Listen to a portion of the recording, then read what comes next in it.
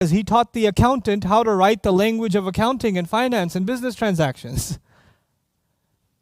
He, on the one hand, talks about he taught revelation, and now he's talking about teaching business agreements. Why? Because Allah is now making all knowledge, all human knowledge, so long as it benefits society in some way, all of it is sacred to Allah. Knowledge itself is sacred to Allah, and He takes credit for it Himself. You may have learned from your teacher,